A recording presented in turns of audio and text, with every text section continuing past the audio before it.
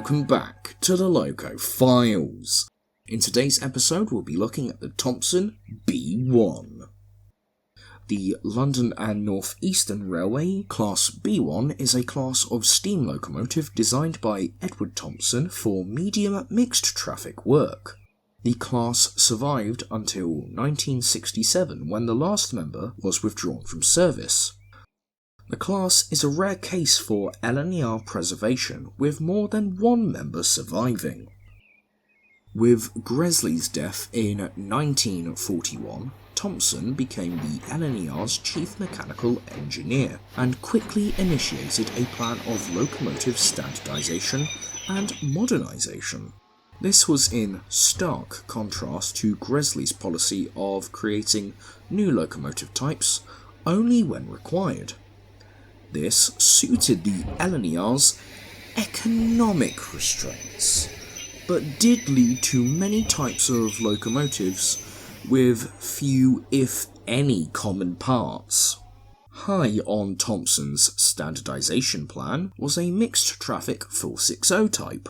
This was to be the LNER's equivalent to the highly successful Great Western Railway Hall class and the LMS Stanier Black 5s.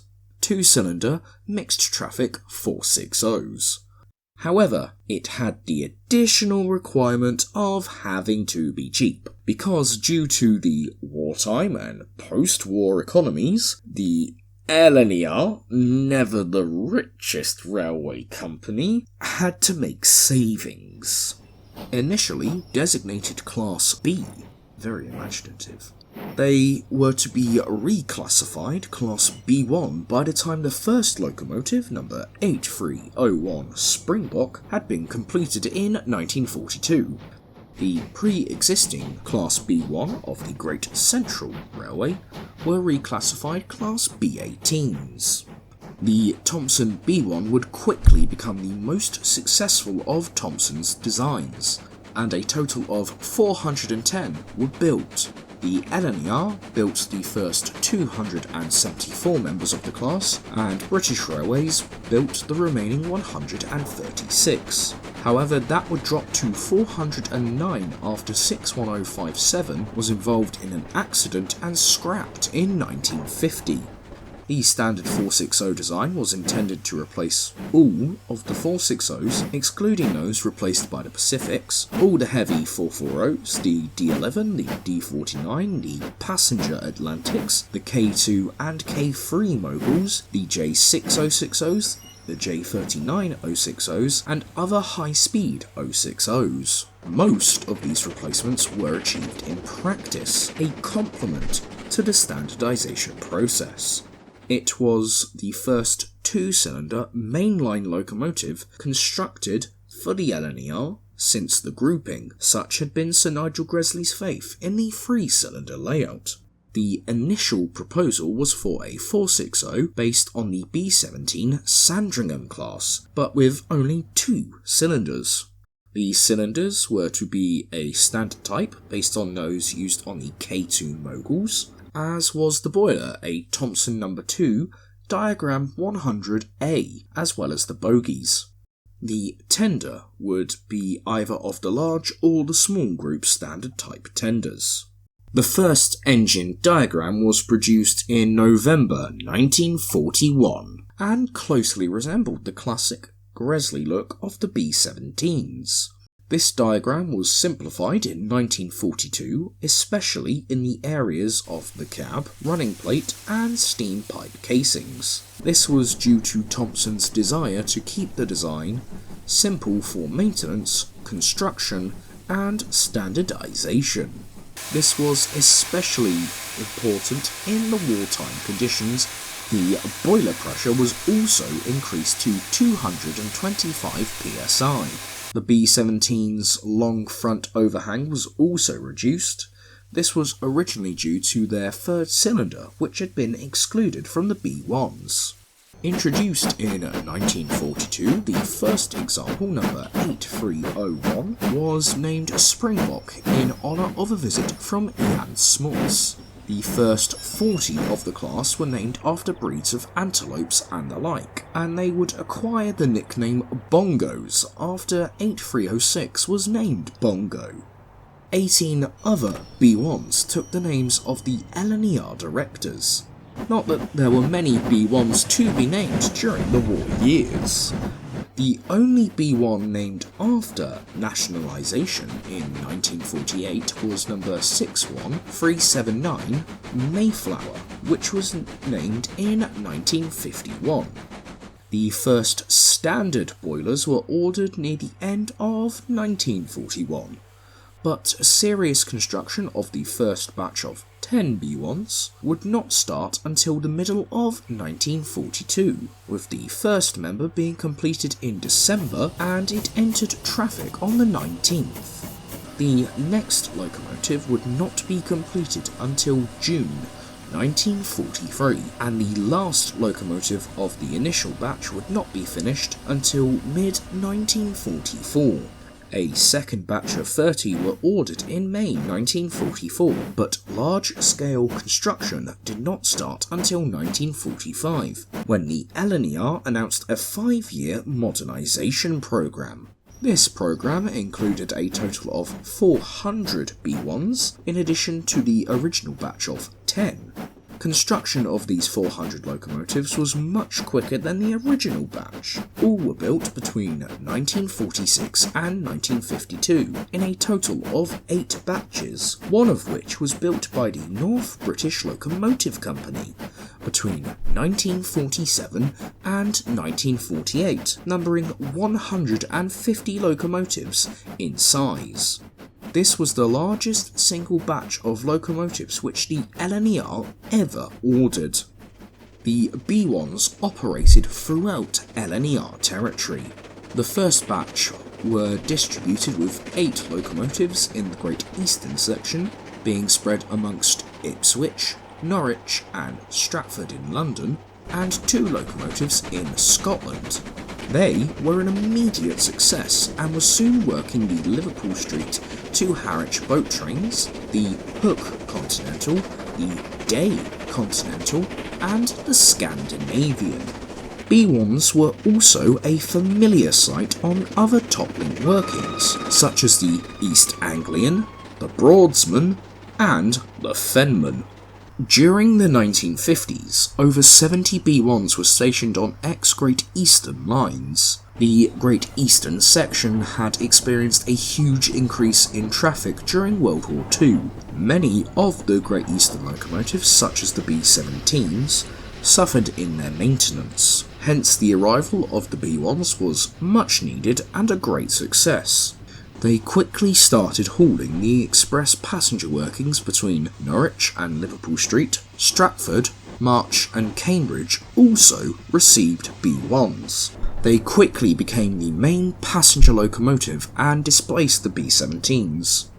Over time, the Great Eastern section tended to overload the B1s, and they would be replaced on the heavier routes by the BR Standard Class 7 Britannias when these arrived in 1951. The B1s would start to appear on some of the Great Eastern section's freight services. As bulk delivery began, early allocations were also given to the Great Central section and to Hitchin, to replace the ageing Great Northern Railway Atlantics. They enjoyed similar popularity on ex-Great Northern and Great Central territories. Engines based at Darnall, Sheffield were regularly rostered for the Master Cutler and the South Yorkshireman Expresses. Elsewhere, there were substantial allocations in Scotland, West Yorkshire and East Yorkshire. The earliest Great Northern section B1s operated out of Hitchin, working suburban services to King's Cross. Due to them being brand new, the B1s were very popular with drivers in the area, even as stand-ins for Pacifics and V2s, which were showing signs of failure. King's Cross used its B1 allocation to haul the Cambridge Buffet Expresses, which were reintroduced in the late 40s. The Great Northern also used B1s for fast freight trains, such as Fish from Hull, and many passenger excursions, such as rugby games and Butlins specials.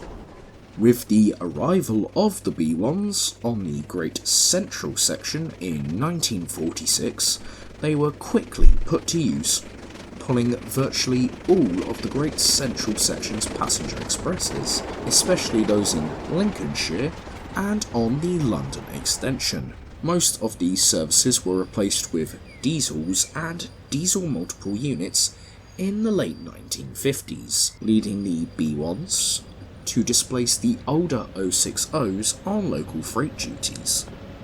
Despite the steady process of dieselisation, the London extension kept many of its B1s, along a growing number of Stanier Black 5s and Standard Class 5s. Diesel locomotives rarely operated these later years on the London extension, but some DMU workings were used on the southern section between Aylesbury and Marylebone.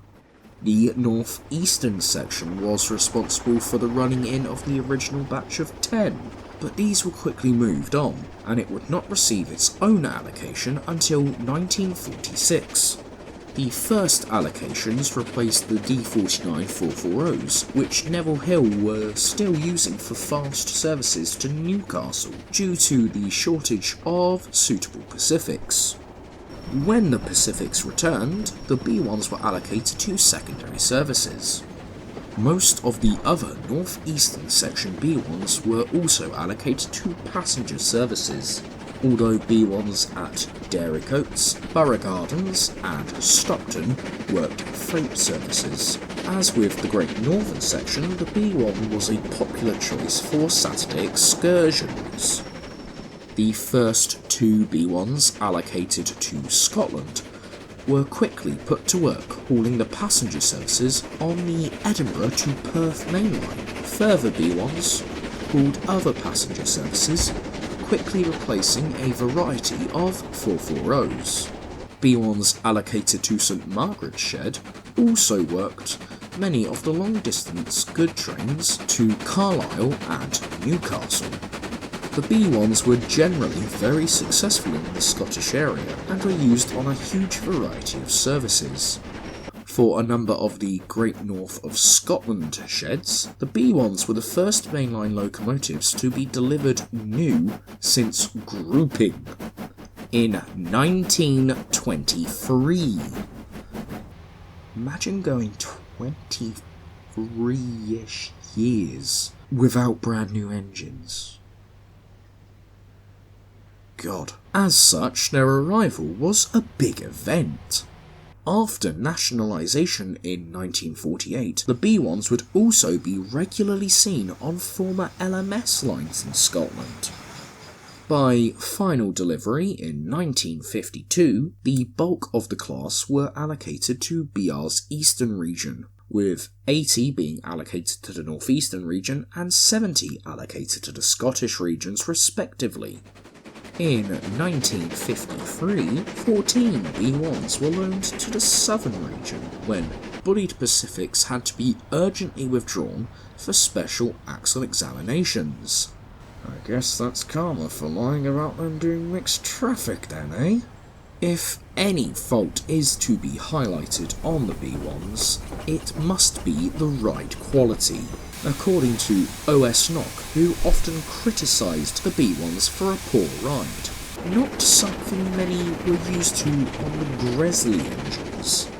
The B1s were very cheap to build, but the final result was an engine that was somewhat lacking in the quality LNER men had come to expect.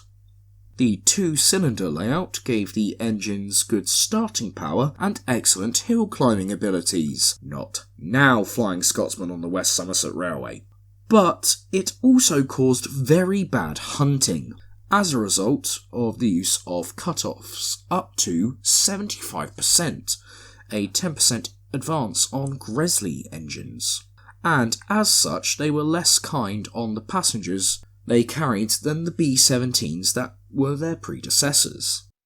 Overall, it was entirely necessary that the B-1s be introduced, because the LNER was operating a rather large number of engines that were well past their economic life. It is somewhat ironic that among the engines that came under threat with the arrival of the B-1s were the ones that Thompson admired the most. The engines of the North Eastern Railway, designed by Vincent Raven, who just so happened to be Thompson's father-in-law. The B-1s did not require any major developments in the design, the only real change being the replacement from the two Wakefield No. 7 lubricators to Wakefield No. 77 lubricators. This was mainly due to the simple, robust nature of the design, but also due to the impending conversion to diesel power. The firebox plates did tend to fracture though. This was sufficiently severe that in 1955 there was a plan to replace the boilers with BR Type 3 boilers as fitted to the BR Standard Class 5s. The heavier boiler would have increased the axle loading and reduced the route availability. By this time, the conversion to diesel power had started, and it was decided that it was too late to start a major reboilering program. Also, the problem with the boilers had been partially solved with the addition of strengthening plates on the firebox flanges. We'll now look at some of the accidents and incidents involving members of the class. On the 7th of March 1950, locomotive number 61057 was hauling a mail train from Peterborough to Liverpool Street when it collided with the rear of a mineral train in fog, 3/4 of a mile northeast of Witham Junction. The passenger fireman and the goods guard were killed. The locomotive was badly damaged, and after being moved to Stratford Works, it and its tender were withdrawn and later scrapped. Although B-1s were still being built at the time, a replacement was never ordered, hence the number of B-1s in service peaked at 409 and not the intended 410. On the 4th of September 1953, locomotive number 61046 was hauling a passenger train that derailed at Bethnal Green, London, when a set of points moved under it. And in August 1961, locomotive number 61229 was derailed at Moulton in Yorkshire. Excluding 61057's accident in 1950, the first withdrawal was number 61085 in November 1961.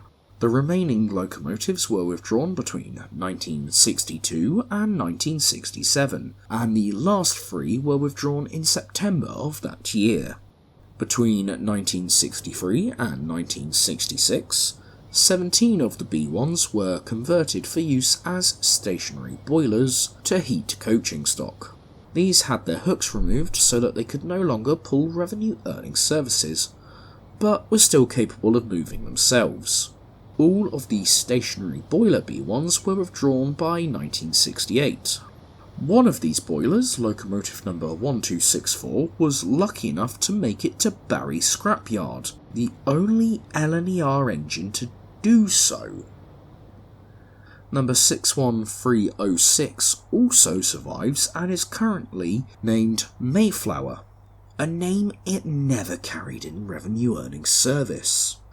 2 Thompson B-1s have survived into preservation. Number 1264 has been preserved by the Thompson B-1 Locomotive Trust. This is a very lucky locomotive indeed. After being converted to a stationary boiler and then withdrawn, it avoided scrapping by becoming the only LNER engine to be withdrawn to the famous Barry Island scrapyard in South Wales. It is currently based at the Great Central Railway, Nottingham, after previously working on the North Yorkshire Moors Railway, where it would join Black 5 5428 and Standard 4 76079 for mainline running between Romont and Whitby. The locomotive is currently undergoing an overhaul to return it to service, and if the GCR's reunification programme is successful, I'm sure it will bring back many memories of the class plying their trade on the Great Central Main Line. Number 61306 Mayflower is owned by the Locomotive Services Group. The engine is a regular performer on the national network and currently based at Crewe. Number 61379 originally carried the name Mayflower, but this was scrapped and the name has been transferred with the casting of new nameplates. One of the original nameplates is on display in Boston Town Hall. I would like to thank you all for watching and listening. I hope you've enjoyed it. As always, feel free to like, comment and subscribe. Tell me your memories of the B1s, either from Revenue Earning Service or Preservation, like with me with 1264. I enjoyed that a lot when it was working on the moors, and I hope it runs again someday. If you would like to see what is being covered next on the show, I highly encourage you to subscribe. And yes, thank you, and goodbye.